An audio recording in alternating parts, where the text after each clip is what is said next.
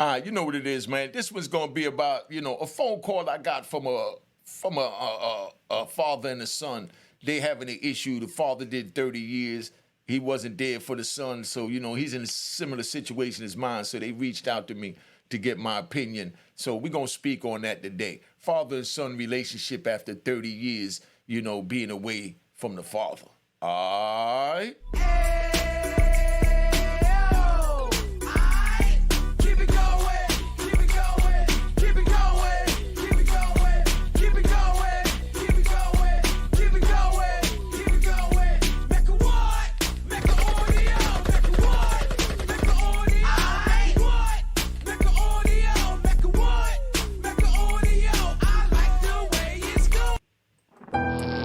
Unique Mecca Audio, man. I'm here, man. Let me talk about this one. This is about a father and son relationship and about being incarcerated and taken away from your family, and friends for X amount of years and then trying to come back and reconnect.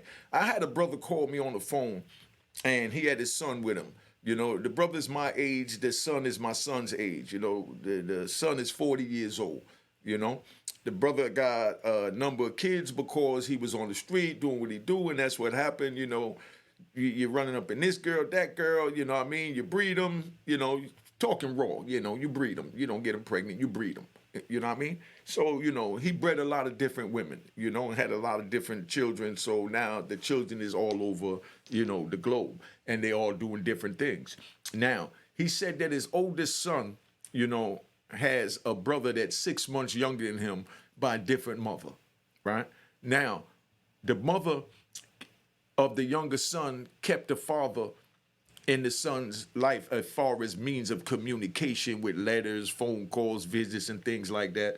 The other one lived too far to go visit him because she moved out the state. I think he did a state bid, so she couldn't bring the son to see him, but she never badmouthed the child to the father to the child, and she just kept it 100. Now, here he goes, he comes home, and he's home after 30 years. So now he's home after 30 years. The oldest son, don't have his GED. The one that, didn't have the communication with the father.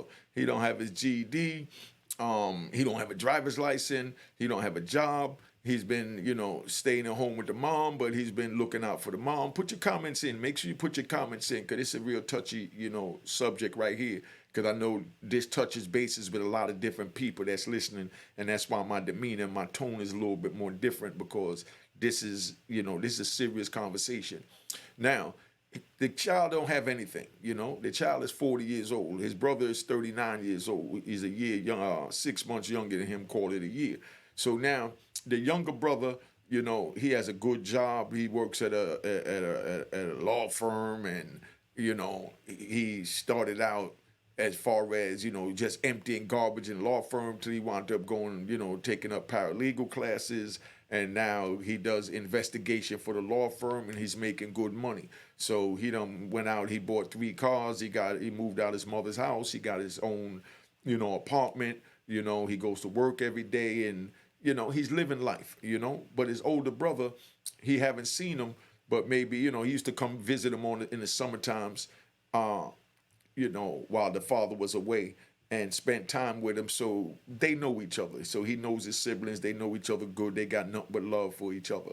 But the younger brother is really like the older brother because he has his stuff together, and me might be wrong, my opinion, I think that's attributed to the mother keeping that child in communication with the father, so even though the father was incarcerated, the father was still allowed to help mold that child into a man, into the man that he's become. Now, the other mother that lived too far away that couldn't bring the child there is, he's having a little, slower time in getting a grasp on what it is that he's trying to accomplish in life, I spoke to the son and I spoke to the father. The son is really intelligent, got great ideas. I mean, everything that he spoke on is 100. But he haven't activated any of them. So I'm letting them know that you can have all the ideas you want in your head because our mind is infinite. We still have memories and thoughts, ideas and opinions from we was, 7, 8 years old that we remembered. And now here it is, 33 years later, you 40 years old, and you got all this in your mind, and you're telling me all these good things that you want to do, but you haven't even accomplished or even attempted to accomplish the basic things you need to do, which is get a GED, which is get a job, you know what I mean? And things like that. But he's doing the right thing as far as being there for his mother, but he can't be there financially. You know, well, I say he's not there financially, and that's because he don't have a job. But if he had money, I know he'll take care of his mother because I hear it in his voice. He's a good young man. Now, so we have this going on. What y'all got to understand is when a child is taken away from his parent, you understand what I'm saying? When a child is taken away from his parent, it's like, you know, the birds, how the mother feeds the bird, and when it gets strong enough, it just pushes it out the nest, and then the bird knows to flap its wings to fly, to survive. But we as humans, you know, we have too many choices, you know, and we got the will to survive or not survive. So when our parents push us out the nest, we don't know which way to go sometimes, you know? Like I know, you know, I like to ride. You know, I like to ride. Let me tell you about a female also. I'm going to get back to that because this is the way I ride. If you don't like the way I ride, I'm going to give you 3 seconds to tap out, go somewhere else. But this right here is a powerful Jew. All right, your 3 seconds is up. Gunshots, tap out. Now, for the ones that stayed, it's a young lady that I met when I was in prison. She told me that I knew it from I was on the street, but, you know, reconnected with her in prison, and she told me that she has 3 sisters, and when each sister turned 18, the mother packed her bags and put this young lady on the street and said, you're an adult now. You have to go out there and survive. And I'm like, what? You know, I couldn't understand it, couldn't believe it when she told me it. The mother packed her bags at 18 and put her out her house and said, now you have to survive. So first thing came to my mind is she might run across a wolf like me.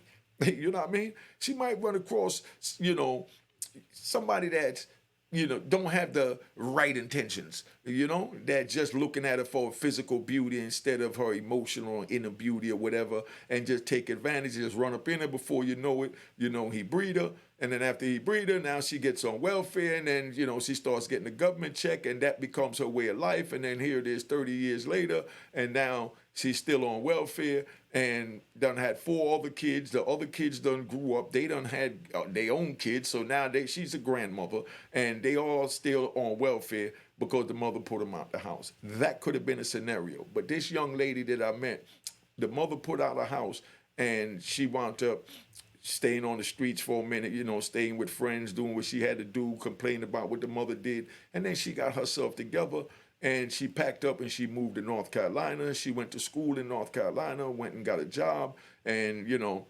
wound up getting pregnant, took care of the child, wound up having a couple more kids and took care of them. And she worked, took care of the kids, and she made sure the kids went to school and did the same thing. And when those child got 18, she didn't do the same thing her mother did. She didn't just put the child out. She sat the child down and she explained to the child that this is life. You know, you're 18 now, so in order to stay in my house, you have to finish school. You know, go get a trade. You have to do something to better yourself. And right now, that young lady and her daughters have a beautiful relationship. They all have successful careers. I mean, and that's the way that works. So now, let me ride back to, you know, the first scenario with the young man, 40 years old, and his father. So now, when the father first got locked up, so you understand, when you start your bid in prison, because this is still a prison story and a real life story. When you first get locked up and you in prison, you know, you have to, you know, you have to find a way to survive on the inside, you know. Some people pick up the phone and call home to their mom, to their homeboys, to their homegirls, to their girl, to their whoever, and they ask for assistance. Oh, I need $20, I need $50, I need $100 because it's commissary. They got some new shoes I want on commissary. And they always calling home asking for something. Those type of people, I didn't respect. I'm going to just keep it 100. I didn't respect them. Because I believe that a man is supposed to take care of his own responsibilities and shouldn't have to reach out, you understand, for help unless he needs help. Now, you don't need a pair of sneakers in school, in the prison, because they give you shoes and they even give you some Bobo sneakers. You know what I mean? Meaning some cheap joints. You know what I mean? So anything you want beyond that, you have to work for that. You have to put the work in for that. You understand? So now we're in prison and we have to learn to survive off the land. But at the same time, you get people that, like I said, call home and ask their loved ones for commissary money every week. And then you get some that, start gambling or might start, you know, getting high, So they call home and they need $20, $30 because they need to buy some stamps. You know what I mean? They need to buy some stamps so that they could gamble. They need to buy some stamps so they can buy food from the people that's cooking the food because they too lazy to go out there and get the food in the same manner that the people is getting it and put it together and, survive off the land, as we call it in prison. See, I give y'all jewels over here at Unique Mecca Audio. That's why the Cash App was right there. You know what I mean? Make sure it says it was created in 2020. The Cash App still works. It wasn't created in 2023. That's the duplicate.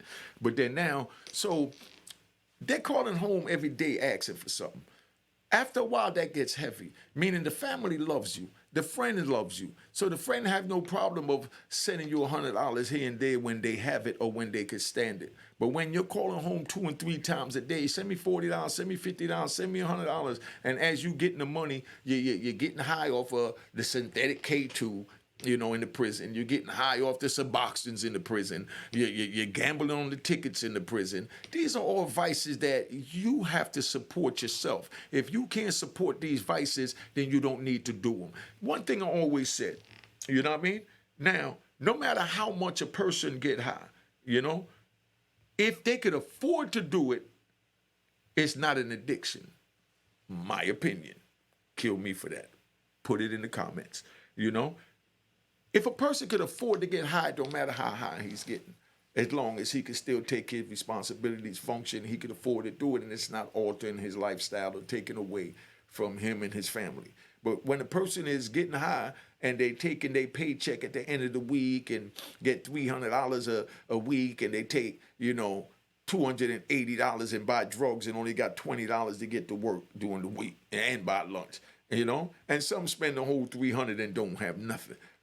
So this is what it is. Now you're addicted because you're letting the drugs supersede and control who you are. You understand what I just said? Pay attention, because like I said, this is real serious. This video is not for views. None of these videos are views. It's just to give the jewels, to us so we understand. But like I said, when you're in the prison, that's how you break your family structure. That's how you separate things. When you start putting too much weight on a person. In other words, you made the choices to do what you had to do that landed you in prison. So now you have to do what you have to do to survive in prison. So that's why I tell the youngins, don't go to prison. Don't break the law. Because when you do that, then now you're calling mommy. Mommy, I need money for commissary. You're calling your girlfriend, sweetheart, baby, boo, I need money for commissary. Baby, they got these new sneakers. Now you calling home and you dependent on other people. When I asked those same men that's calling home dependent on other people, why was you hustling? What was your purpose in hustling? And the first thing they tell me is, oh, I had to take care of my family, We ain't had nothing to eat. I had to pay the bills. And they got all this stuff they got to do. Okay, well, now you have a life sentence. So who's taking care of the family? You know what I mean? And they'd be like, nah, but, no, but nothing. So you can't take care of the family because you're in here with a life sentence because you chose to go the wrong route to do the wrong things. And now you're in here with my dumb ass. So here we go, 2 dumbasses trying to make things better for the next dumbass that's looking at this so that they don't continue to be a dumbass. Because that's what we were, dumbasses. We out there selling drugs, say, I'm trying to feed my family. I had to take care of my son. My son needed new shoes. My mother didn't have nothing to eat, so I had to put food in the fridge. And we have all these excuses that we call mollifying. Mollifying is when you make an excuse to make a wrong right. Those are all mollifying answers. See, I'm giving y'all jewels, a lot of jewels over here at Unique Mecca Audio. Sit back and pay attention. So what I'm saying now is you got some dudes that go in there and try and find the easy way out, even in prison, like me. I was one of the easy way out dudes. Now, I go in there, and the first thing I did, I know drugs. I've been selling drugs all my life. The first thing I did is find out what kind of drugs they were selling on the compound. I wanted to taking a couple of dollars I had, invested in some of the drugs, broke it down, boop, boop, boop, gave it to somebody to sell or even sold it myself, whatever I chose to do. And I survived from selling drugs, you know what I mean, while I was in the prison. When at the same time, you had other brothers that was in the kitchen that would go to the kitchen and, buy an onion for, 3 stamp, buy green pepper for 3 stamp. I'm going to put a video up of a brother cooking a nacho meal with the stuff that they had in the prison so you can see where the stinger is. Y'all want to see that, put it in the comments.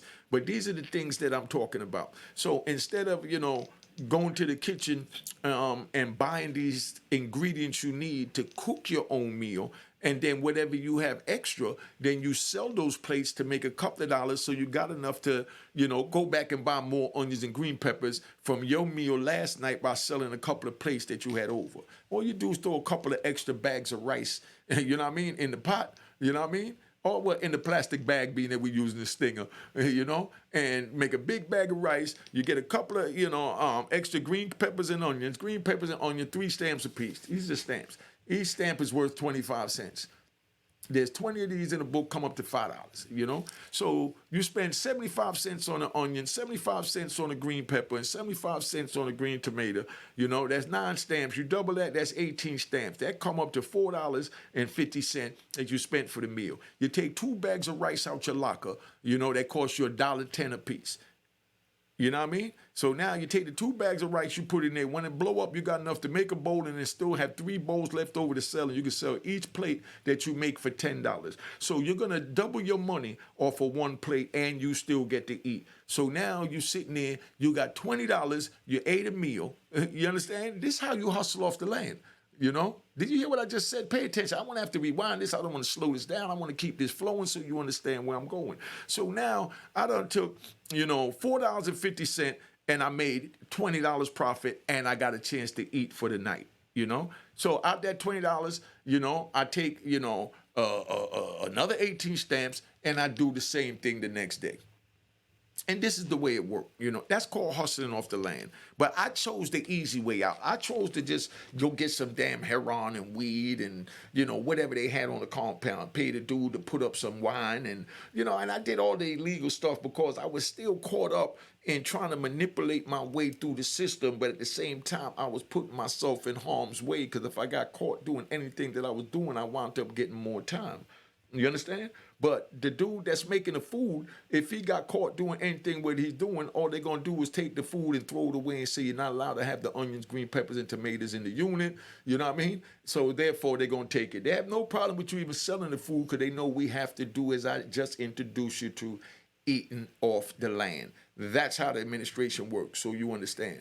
Now, so what would you rather do? Call home every day to have somebody send some money, have them look at the phone like, damn, when is this thing going to stop? I'm talking about, I know dudes that call home 3 times a day, sometimes 5 times a day, and they'll spend all day on the phone calling everybody they know asking for money. If somebody give them, $50, agree to give them $50, 9 in the morning, the next morning they calling to ask them for another $50 until that person stops answering the phone. Or they tell them straight up, yo, dog, what is you doing? I'm not a bank out here.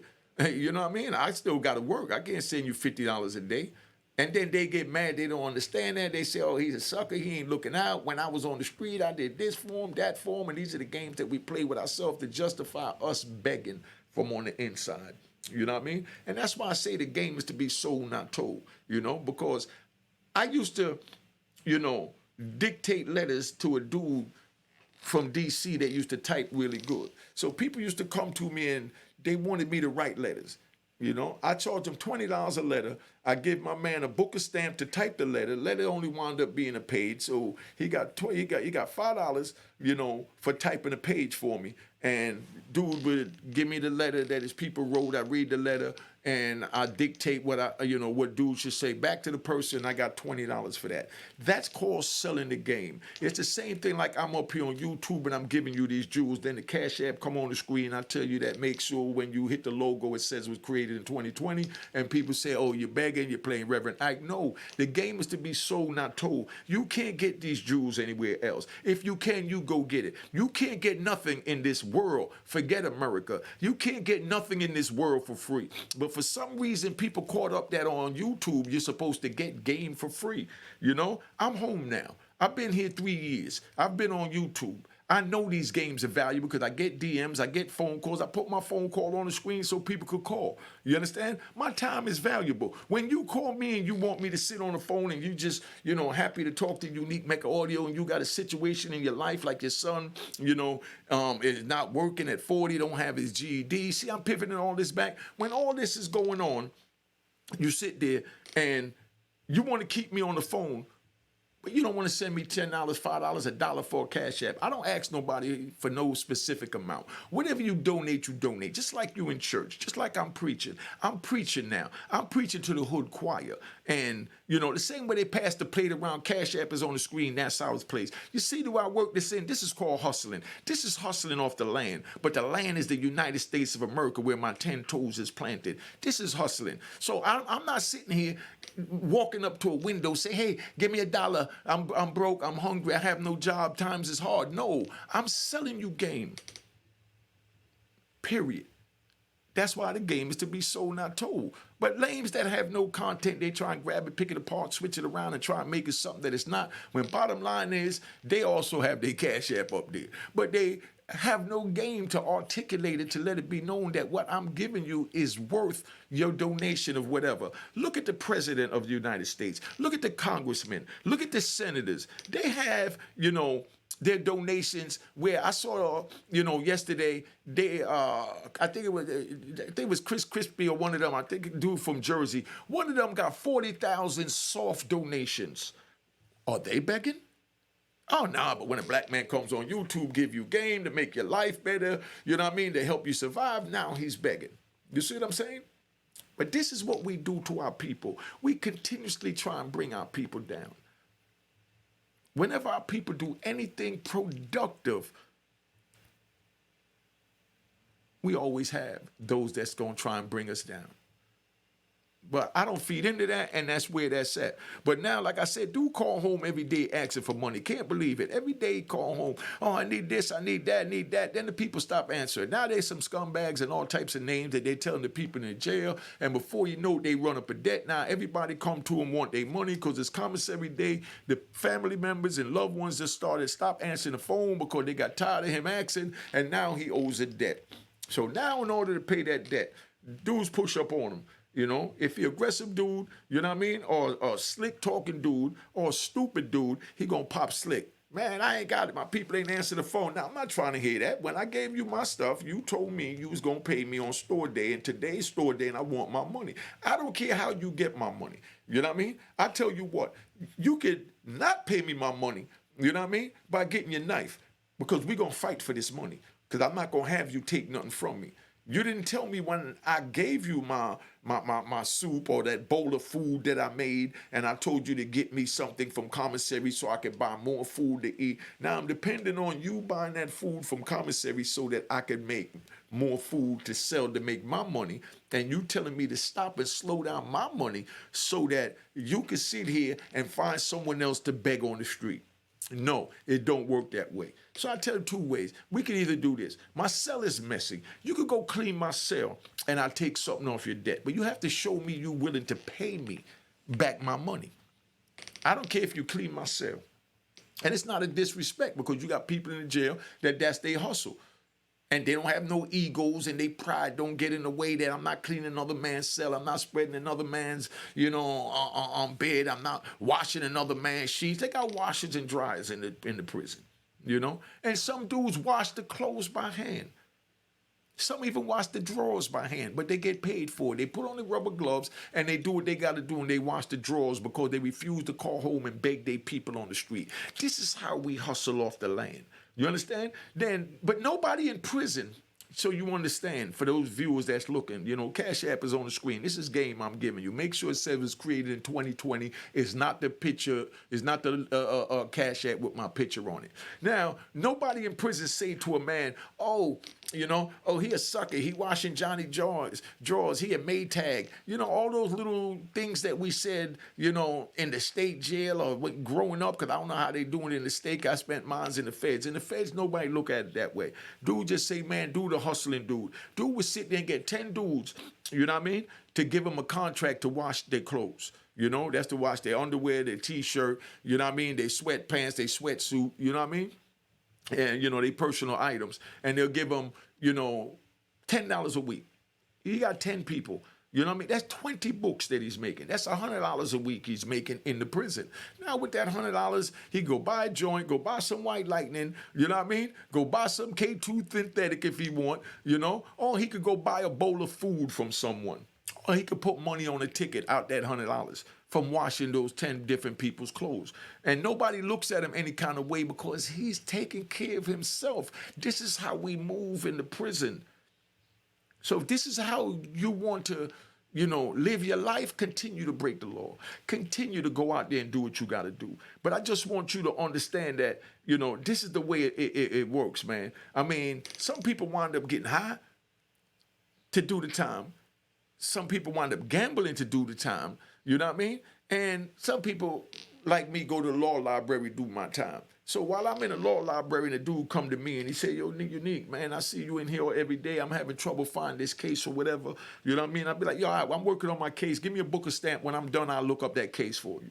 And now I just made $5 to look up a case while I'm sitting there fighting for my life. And that's how you survive off the land. You see the different ways that I'm giving you these intricate jewels on how to survive in prison. You're not getting this nowhere else because everybody come up here with a bull crap. Now, listen, I wasn't running around the prison. Let's get that right. I wasn't running around the prison stabbing nobody, acting up, but I was running around the prison hustling. Yes, I was hustling, selling heroin, selling Suboxone, selling K2, selling weed, selling White Lightning. I did all of that. I'm not proud of that. I shouldn't have done that, but that's what I chose to do because I wanted the fast money the same way I wanted on the street, and I'm here being honest with you. But bottom line is, I wasn't calling home. Let me ride, man. Let me ride. I'm gonna tell you another one. I like to just ride with my people so that they understand where my mentality is at. Because when I'm dead and gone, y'all play these videos back 20, 30 years from now, you're gonna say, damn, that was a bad mother right there. You know what I mean? Let me tell you, I caught my mother when I was locked up, right? This had to be about 2008, 2009. I called my mother and I tell her, hey, Mom, call such and such, they got some money for me, So Moms called them, they didn't answer, So I called Moms back later on that night. I said, did you get in touch with such and such? She said, nah, I didn't get in touch with them. I tried them again in the morning. Moms called them in the morning. When she called them, she didn't get in touch with them. When I called my moms back at 12 o'clock, my mom said, oh, I didn't get in touch with them, but I sent you $100. I said, why you sent me $100? I've never asked you to send me nothing. She said, no, because you had me calling your friend trying to get in. Your friend didn't answer, and I figured you needed it, so I wanted to look out for you because I don't want you not having it in there. I don't want you needing nothing, so I sent you $100. I said, Mama, you should never did that. One thing I want to go to my grave saying, my mother is alive upstairs right now today, and she'll tell you and stamp this story. One thing I told my mother is that I don't want you to ever send me a dime while I'm in prison because I hit the streets to take care of you. So now that I'm in here, I don't need you to take care of me because you raised me as a man. I made bad choices. I didn't listen to you. I didn't go to school. I didn't get a trade. I didn't do nothing you said. My choices landed me here, so I have to take care of myself. No. So I never picked up that $100. Now, to even show you how crazy this is. Back then, we just had Western Union to get the money in. So she sends the money Western Union, and I come out of jail 23 years later, and I was talking to a female friend of mine, and she was telling me, oh, you could put your name in a Google search, and it tell you if anybody owe you money, da-da-da. I see your name came up that Western Union have $100 for you from 2008. And this is 2023, And I said, they ain't got no money for me. I never had how could I send money in that time to have the thing, So my mother said, 2008, that's when I sent you the money. So the girl looked on the thing and said, yeah, your mother sent you $100 and either you could pick it up or your mother could pick it up. I never picked that money up from 2008. Wallahi, true story. My mother called to have them send her that $100 back. And they sent her that $100 back, and my mother tried to hand me that $100. I said, Mommy, from I hit the street and decided to sell drugs, break into houses, and do everything else that I was doing, I never asked you for anything. I never took anything from you other than the love that you gave me because I wanted to give back to you as my mother. And I never took that $100. My mother I never allowed my mother to send me $1 while I was in prison. But you got dudes that call home to mommy every day. You mommies know, your sons call. You girls know because your boyfriends call. You know, you sisters and brothers know because your brothers and sisters call. You know what I mean? I call a homie for money. Let's get it right. Because we hustled off the land on the streets together. So I call a homie and say, yo, send me something for my commissary. So I'm not saying I don't do that, but I'm never going to ask my mama to send me nothing. And my baby mothers would tell you, I never called them and asked them to send me nothing. I never called the baby mother to ask her to send me anything, you know, while I was in prison, any money. I might tell her, go see such and such, he got some money for me. And then when they give her the money, I say, I take that for yourself and our child and send me the rest. But that's how you live off the land, you know? But anyway, gunshots. Let's ride. Let's go back to my brother that called about the situation with his son. So I'm talking to the son on the phone. The son got all these reasons that I call excuses why he's in the condition that he's in. Oh, I don't like to ask nobody for nothing. Oh, what's that other one? I don't like to ask nobody for nothing. Then he said, I can't even think of it. It was all a bunch of crap. You know what I mean? A bunch of excuses. Yeah, I'm just a little slow getting started. I'm like, yo, my brother, you 40. When are you going to get started? You're 40. I've been home 3 years. I have a direction. Share with me your direction. Where are you trying to go in life? What are you doing to get there in life?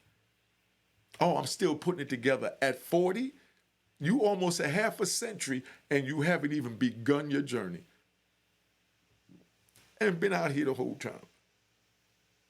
I've been out here a lousy 3 years that went by like this. I know it went by like that when y'all remember me getting up here, and I evolved into this, because this is called hustling off the land. I give you what you need. I give you what you request and what you thirst for. Because you give me what I need and what I request and what I thirst for. And that's just for you to listen to me, for me to vent this, because this is therapeutic for me as well. So we both helping each other. You understand what I'm saying? And yes, I have sent a few people on my from my fan page, you know what I mean? Excuse me for saying fan page, what they call it, subscriber page. I've sent them a couple of dollars, Somebody called me the other day, show you a good one. I don't even know them. And call my bluff, I'll put them on the phone. I'm telling you, call my bluff, I'll put them on the phone. Somebody called me the other day, and they telling me, yo, unique times is hard, we back, da-da-da-da, you know what I mean? Everybody we called, they not doing nothing, da-da-da. I called such and such, they said that they couldn't really help, but for me to call you, do-do-do, mind you, I only been home 3 years. And here's somebody calling me, telling me they need help. They said, we got this and that, but we got to pay our storage. It's $300, $320. You understand what I'm saying? I didn't make them feel uncomfortable, because just for them being strong, it's my man and his girl. You know what I mean? I didn't want them to feel uncomfortable, so I just said, all right, well, send me a Zelle. They said, oh, it's my phone number. And while we was talking, I sent them $300. And I met them on YouTube. The brother, her man did time in prison. He was in a couple of prisons I was at, you know what I mean? But we didn't hang out. We didn't do all of that. But you know what I mean? We was both in the struggle together. So if a brother need help, I'm going to help a brother. So I sent him $300. And it's just somebody that watched my YouTube. So when I say the game is to be sold, not told, that's what these donations go towards. They go towards me buying these fancy shirts. Me buying these expensive bucket hats. They tell me, oh, you the bucket hat king. Let me show you. This is just what's next to me. Look at my bucket hats. You see I got flavors? You know what I mean? I got to buy these, to look good, to represent you. So when you tell your friends and family members, man, go check out Unique Mecca Audio, you want Unique Mecca Audio to look good. Because that's what family do. This is a family channel. This is a gangster channel. And that's how gangsters move. But suckers don't understand that because they have nothing to give. And that's why I say my Cash App is on the screen. You see how smooth that is? That's how family do. So, we just here for each other, man. My brother needed some pictures. I went to the joint with Guy Fisher, the ceremony they had for him. And Big Joe had a party, Last Wednesday they had a ceremony for Guy, I think Saturday night. So I went to both of those joints and I took pictures. My man sent me a link that I have to send him, not have to, it's my choice, that I could send him pictures, through this link, and they print them up and they mail them, being I don't have time to do all of that. So it costs $1 a picture. I got to send my man 150, 200 pictures. So that's $150, $200 that come out my pocket.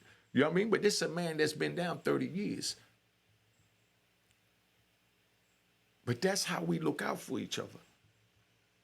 So you understand, So, it's hard out there, man. But like I said, there's many different ways to eat off the land in prison. Like I said, you could sell drugs, you know what I mean? You could sell food, you could clean clothes, wash clothes, you could iron clothes, you could clean cells. There's all types of ways to eat off the land that you shouldn't have to call home. You have to put your pride aside, because it's your actions that wound you up in jail. So youngins, if you don't want that, don't break the law. Don't come off the street, because when you go in jail, you're going to call people that's not going to answer the phone that you was there for and you feel should have answered the phone. That's just the way it is. I'm just keeping it 100. I can't say no different. Then the government really looked out. I'm going to have to do a whole video on that, but I'm just going to tap on into this for a second. Then the government looked out and they took all the cigarettes off the compound. I used to buy a pack of Bugler from the commissary. I'm going to go buy one. I went to buy one. I'm a cheap dude. I'm going to keep it 100. You know what I mean? I'm going to keep it 100. Gunshot. To me, being cheap as they'll call it, but I call it smart. I go in 7-Eleven and I seen a pack of Bugler that they used to sell in the prison. And I said, let me get one so I could show, my viewers what it looked like, So I said, how much is that pack of Bugler? They told me $6. $6 for a pack of Bugler. When I was in the prison, I was getting it for $1. So I'm not giving them $6 for that right now. You know what I mean? This is just me. You know what I mean? Gunshots to me being cheap, fugal, whatever you want to call it. You know what I mean? So I had to get used to that. I had to get used to the price raise on everything. I go in the store, and how much was it I bought? I bought 2 pizzas the other day. I bought 2 Sicilian pizzas and a soda. They charged me $12. You know what I mean? When I was on the street, that was $4, $4.50. You know what I mean? The pizza was like $1.75 a piece. You know what I mean? And then the soda was like 50 cents or 75 cents, come up to less than $5 for 2 pizzas. I paid double that. Call me cheap. You know what I mean? I just got to get used to this new world and the price raise and things like that. And after these prices that I'm seeing, 2 little slices of pizza, because the pizza wasn't that big. It was Sicilian, so them square, thick ones. The pizzas wasn't even that big. But for them to tell me $12 for 2 slices of pizza and that, it made me stop and think, no wonder people is homeless. So now, I'm driving in New York, getting off at the Cross Bronx over there by Webster, and, if y'all ever been over there, you know what I'm talking about. There's dudes over there holding up signs saying they're homeless, they starving, they can't eat, I had to give a brother $1 that day after I witnessed the prices, because now I know why he can't eat. Besides the fact that he getting high too. You know what I mean? Let's not forget that. Gunshots to him getting high. But bottom line is, I just had to give him $1 because I realized how hard it is out here after seeing them charge me $12 for 2 slices of pizza and a smoking can of soda, man. Okay, let me give you another one. I'm going to tap out. See, this is how I ride. I just like to ride, man. I just like to ride, man. Because that's how we do it. Mecca audio! At the Mecca. Now, last night I went out. I said, let me go for a ride. Take the convertible out, drop the top. It was humid. It was nice. I got the top down. I'll pull up and I'll go, I'm driving around the city. It's Sunday. I'm driving around and I'm looking for a liquor store. I wanted to get, and don't laugh. You know what I mean? Don't laugh. Because, when I was at the guy fishing joint the night before, I bought, I bought 2 bottles of rosé. And, respect the guy fishing and the people that threw that party because they kept the prices on them reasonable. They sold them for $150. I seen people sell rosé for $350 and $400. So I bought 2 bottles for $300. Once I saw it was only $150, I said, man, they playing fair. So let me support the hustle. That's how we support the hustle. So I pulled out $300 bills and I got 2 bottles of rosé. You know, gave one to the homie, and I sat there and I drunk one. So I treated the homie to a thing, and you know, we did what we did.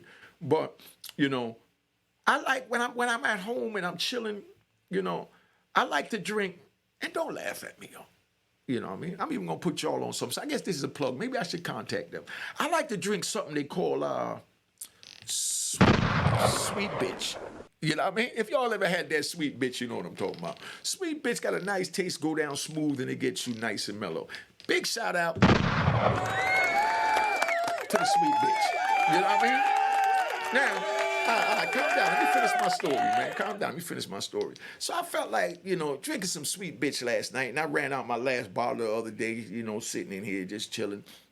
So I go to New York, but it's after 10 o'clock and all the liquor stores are closed. I didn't even realize that liquor stores close at 10 o'clock. I normally always have my liquor that I want ready, and I don't really even drink like that. But, you know, so I pull up in the Bronx. I'm over there in the Bronx by like Jessup. You know what I mean? And I'm driving, you know, up towards, you know, University. And there's a little bodega there, and they had this big sign in the window that they got cold beer and all this in there. So I go in there and figure, okay, I'll go in there and go get me a... You remember back in the days, you know, for my old timers, y'all youngins don't know nothing about this. Remember that pink champagne and golden champagne? I like those sweet tastes. When I go to the club, I like to drink, you know, if I don't drink Casamigo and cranberry, you know what I mean? I like to drink, you know, a Long Island iced tea or a pina colada. You know what I mean? With my homies drinking Henny and all that, but you know, it's not good on my stomach, you know. But anyway, so I pull up in the store, I go in the store, and I forgot what the name of that joint they had. But they had some joint in there, and Spanish people didn't even speak English. I asked them, how much is that pint? So they had a pint or something, and they showed me the top of it. They had the price on it, and it looked like it said $9.99. So I said, okay, cool. I'll buy that little $10. So I said, okay, give me 2 little small bottles, you know, the little nips of some white liquor, because that was some brown liquor. Man, I can't think of the name of it, because the first I heard of it yesterday. But, you know, my people told me everybody drink it. So I get 2 little bottles of Red Parrot, I think it was something Parrot, something like that. But it was some white, you know, vodka. So I get 2 of them, and I go get me a kiwi strawberry juice. You know, I poured out a little bit for my brother that died and my other comrades that passed. I poured out a little bit of the kiwi strawberry, and I dumped the 2 of those joints in and shook it up real good. And I just, you know, chilled out, and I just sipped on that while I pulled over and, you know, just enjoyed the freedom of being out of prison after 26 years, drinking this little, you know, strawberry kiwi with this vodka, you know? But when I went to pay for the 2 little bottles of thing, the kiwi joint, and the quart of whatever the hell it was they were selling, the dude told me $28. You know what I mean? There I go, gunshots. To me being cheap again. I said, yo, my people send me donations at my Cash App. I'm not gonna sit here and give you $20 for that little ass bottle of some corner bootleg liquor you selling in the corner, because I feel like I'm taking advantage of my peoples. And that's why the Cash App is there. Make sure it says created July 2020, and it's not the one with my picture on the logo. You know what I mean? Period. All right? So now, I put that joint back. I'm going to keep it 100. I put that. Hey, you can keep that. He said he wanted $20 for that joint. But for the 2 little nips and the kiwi joint came up to $8. You know what I mean? I don't even know how that came. I had to get something else, but I didn't. You know what I mean? Because they said $28. And the price on the little nips was $1.50. You know? So I figured 2 of them $3, the kiwi $2.50, $5, but he charged me $8. You know? But I just gave him a $10 bill, and it was a young lady in there with her son, so... You know, when she came out with her daughter, excuse me, she looked like she was coming from church. You know, really nice young lady, you know, a Spanish young lady, because we over there in that neighborhood. So she come in and she's picking up these stuff, and her daughter grabbed the, you know, while she holding the daughter grabbed the bag of chips from off the counter, and she said, no, put that back, we can't afford it. And I'm in here buying liquor, you know. So when they put it there, you know, when they told her to put it back, you know, because I was standing behind her, and the dude rung up what she had. It came up to like, you know, $18, you know. So I gave them a $20 bill and said, here, I'll pay for that for her. You know what I mean? And I took the chips that the little girl put back, and I got the chips, and I handed it to the little girl. But that's how you give back to your people. So the young lady turned around and said, thank you. Would you like my number? I said, no, I wouldn't like your number. I didn't do this for your number. I did this because you're a good woman. You out here. It's after 10 o'clock. It looked like you coming from church or family gathering. You got your beautiful daughter with you this time of night. I said, a matter of fact, do you live near here? Do you need an Uber? You know what I mean? So she said, yeah, I live up by White Plains, you know, and we down there. So I gave her $30 for an Uber, you know what I mean? And, you know, we waited and we called the cab, you know, we waited and, you know, I helped her get in the cab with her and her daughter and gave her $30 to get home. You know what I mean? But, you know, I didn't do this for a number. I didn't do this for props. I'm not telling you for props or nothing. I'm just telling you that I did this because these are the things that God sees. That's why we have the month of Ramadan. The month of Ramadan meaning that we are rewarded tremendously more, you know, for our good deeds during that month than we normally would get.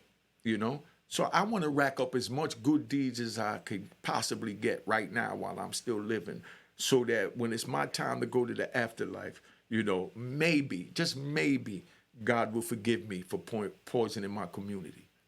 And that's why I apologize to my community, and I'm trying to make it right for my community.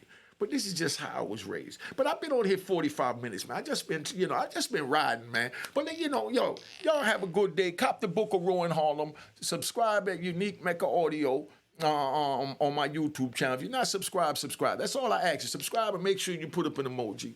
That's not asking too much. You know what I mean? Subscribe, put up an emoji, hit the like. Cash App on the screen if you could afford it.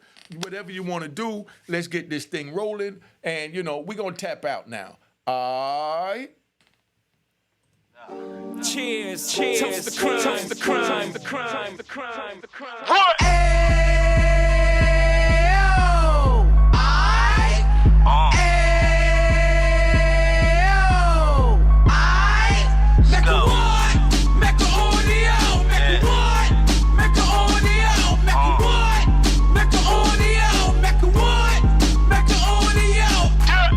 Fresh out the can of 26, yeah. He back on the strip, getting back in the mix. Yeah. What he mentions a gift. Right. You stand up 10 toes down, and I suggest you pay attention to this.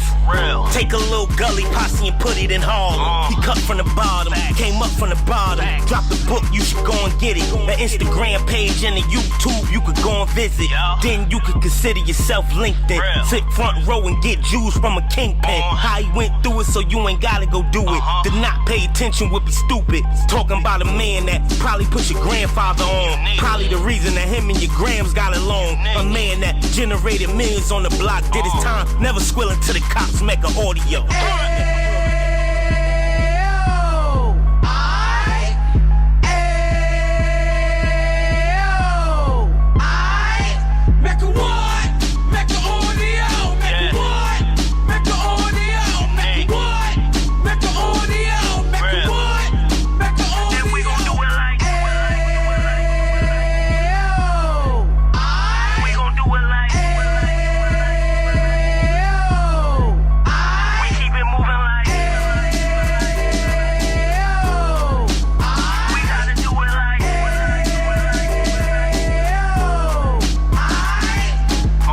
Get it live like 2 G's in the 90s. Drop top beamer so shiny. I let shorty go, she was whining. Treat her like my past, she behind me. Spin a couple bands on the Dapper Dan. You be back again, getting green like a Packers fan. No cap, it's a roaring uptown. They be horn uptown, Dominican bust downs. Now we on the positive, we got a lot to give. Now he trying to stop the kids from being inoperative. So take heed, homie, lend a ear. He started in uptown, he gon' finish dead. But now it ain't about selling drugs, buying cars. It's about buying property to make the community ours. So we can give back to the youth them. Cause they the truth them. And bless up to all the root men.